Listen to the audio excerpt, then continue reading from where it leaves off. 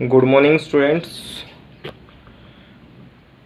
Today we discuss about completely business and its characteristics. Business and its characteristics.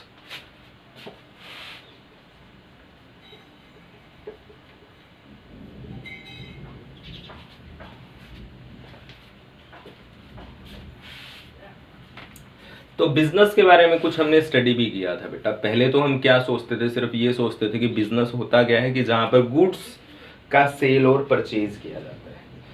बाकी आजकल ऐसा नहीं है बेटा। आजकल बिजनेस का जो मीनिंग है वो चेंज हो चुका है। बिजनेस में हम क्या करेंगे, सभी की सभी एक्टिविटीज लेंगे, यानी कि that is the sum total of all activities. ठीक है, सभी एक्टिविटीज ली जाएंगी। पहले क्या लिया जाता था, सिर्फ और सिर्फ हम क्या लेते थे कि प्रॉफिट अर्न कर लिया, उसके लिए जो गुड्स को सेल और परचेज किया है वही बिजनेस है। बाकी आजकल क्या है, इसमें ऑल एक्टिविटीज ली जाती हैं जो कहां से स्टार्ट होंगी, विच स्टार्ट फ्रॉम, कहां से, production of goods and services. Goods and services को प्रोड्यूस करने से शुरू होंगे और ये चलेंगी कहां तक, जब तक हम वो गुड्स एंड सर्विसेज किसको प्रोवाइड ना कर दें, कस्टमर्स को प्रोवाइड ना कर दें। ठीक है, ओके।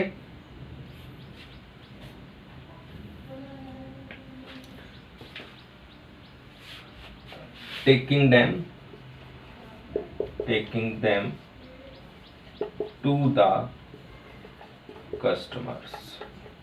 जब तक वो चीजें कस्टमर्स के तक प्रोवाइड नहीं की जाएंगी, वहां तक जो भी एक्टिविटीज की जाएंगी वो सभी की सभी क्या होंगी बेटा, वो सभी की सभी हमारी बिजनेस में आएंगी। आ गया समझ में? अब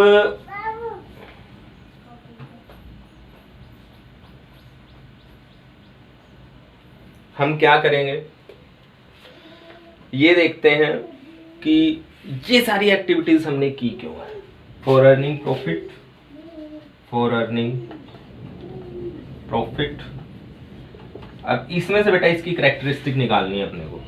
तो सबसे पहली कैरेक्टरिस्टिक क्या होगी कि हमने इसमें क्या करना है, प्रॉफिट अर्न करना है। अगर हमने इसमें प्रॉफिट अर्न करना है तो ये कौन सी एक्टिविटी होगी, इकोनॉमिक एक्टिविटी है।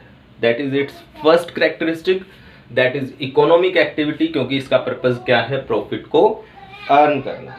ठीक है, इसमें किया क्या जाता है, गुड्स एंड सर्विसेज को प्रोड्यूस किया जाता है और कस्टमर्स तक पहुंचाया जाता है। ओके, यानी कि इसमें क्या किया गया, exchange of goods and services को एक्सचेंज किया गया, यानी कि सेल और परचेज किया। प्रोड्यूसर ने उसको सेल कर दिया और कंज्यूमर ने उसको परचेज कर लिया। कंज्यूमर ने उसको परचेज क्यों किया, फॉर हिज सेटिस्फैक्शन। ठीक है, अब पॉइंट नंबर 3, कोई भी बिजनेस ऐसा नहीं होता बेटा जो 1 या 2 दिन चले और फिर उसको बंद कर दे, रेगुलर होता है।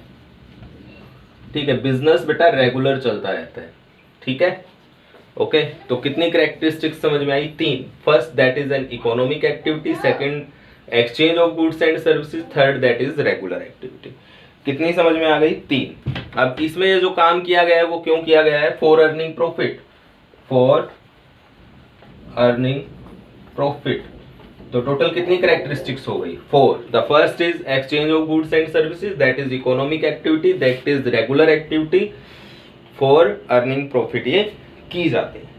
कितनी चीजें समझ में आ गई, 4। अब हम बेटा कोई भी बिजनेस करेंगे तो उस बिजनेस में हमें क्या लगाना पड़ेगा, सबसे पहली बात उसमें कैपिटल लगानी पड़ेगी। बिना कैपिटल के कोई भी बिजनेस नहीं हो सकता। तो अगर हम उसमें कैपिटल लगाएंगे तो जितनी ज्यादा कैपिटल लगाएंगे उसमें रिस्क बेटा उतना ही ज्यादा होगा, और जो बंदा जितना ज्यादा रिस्क उठाएगा वो बंदा उतना ही ज्यादा सक्सेस होगा।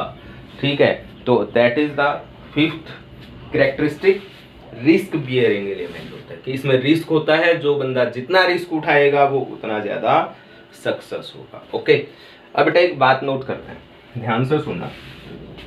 अब हमने क्या किया, दिल्ली से कोई चीज परचेज की 100 रुपीज की, और उसको हमने हरियाणा या राजस्थान कहीं भी ला करके हम उसको सेल कर रहे हैं। 100 रुपीज की चीज हम यहाँ पर 120 की सेल कर रहे हैं, यहाँ पर 130 की सेल कर रहे हैं। तो यहाँ पे जो बीच में डिफरेंस है वो 20 रुपीज का है, दैट इज प्रॉफिट। और यहाँ पे जो डिफरेंस है वो कितने रुपीज का है, 30 रुपीज का है दिल्ली से, that is also profit. Okay,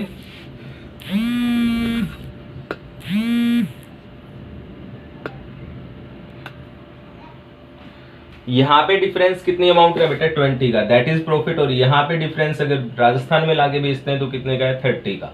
okay, that is profit. उसने प्रॉफिट कमाया कैसे, क्योंकि उसने वही चीज अगर हम दिल्ली से परचेज करके लाते तो हमारी टाइम वेस्टेज होती है ना, और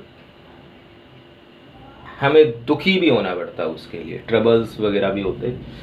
तो उसने वही चीज हमें यहाँ पे प्रोवाइड करके क्या कर दिया, उसकी एक चीज इंक्रीज कर दी। उसी गुड्स की 100 वाली चीज हम 130 में परचेज क्यों करें, क्योंकि हमें पता है कि दिल्ली में वो 100 की परचेज हो सकती है, 100 रुपए में मिल सकती है, हम उसको दिल्ली से ही परचेज कर सकते थे। यहाँ पे 130 की क्यों परचेज की या फिर 120 की क्यों परचेज की, व्हाट इज द रीजन, क्योंकि उसने उस चीज की यूटिलिटी इंक्रीज कर दी। क्या इंक्रीज कर दी, यूटिलिटी। अब हमें क्या नहीं पता, हमें ये नहीं पता जी, आपने बता तो दिया कि यूटिलिटी इंक्रीज कर दी। यूटिलिटी होती क्या है, व्हाट इज यूटिलिटी। यूटिलिटी होती है बेटा किसी भी गुड्स की सेटिस्फैक्शन पावर।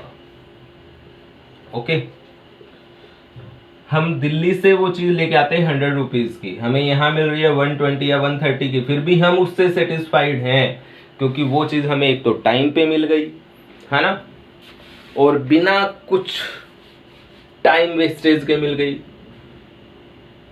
है ना, बिना किसी ट्रबल्स के मिल गई। ओके, तो उसने क्या किया, इसकी यूटिलिटी इंक्रीज की। यूटिलिटी कैसे कैसे इंक्रीज हो सकती है बेटा, कई कई चीजों के तो हम क्या करते हैं, उनकी शेप चेंज कर देते हैं जिससे उसकी यूटिलिटी इंक्रीज हो जाती है। ओके, कई चीजें हम क्या करते हैं, किसी दूसरी जगह से परचेज करके हमारे यहाँ पर प्रोवाइड कर देते हैं, उससे भी उसकी यूटिलिटी इंक्रीज हो जाती है। ठीक है, ओके, यानी कि मेन बात है क्या, जिससे हमारी सेटिस्फेक्शन पावर बढ़ जाएगी।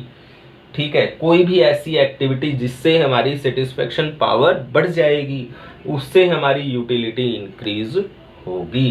तो प्रोड्यूसर ने क्या किया या शॉपकीपर ने क्या किया, वो गुड्स हमें यहाँ प्रोवाइड कर दी जिससे हमारी यूटिलिटी इंक्रीज हो गई, जिसके कारण हम उसको 20 या 30 रुपीज एक्स्ट्रा पे कर रहे हैं। That is the profit of producer. ठीक है, जो उसने कैसे अर्न किया, earn by increase in utility. That is the last characteristics of business. Okay बेटा, today we discuss about business and its characteristics.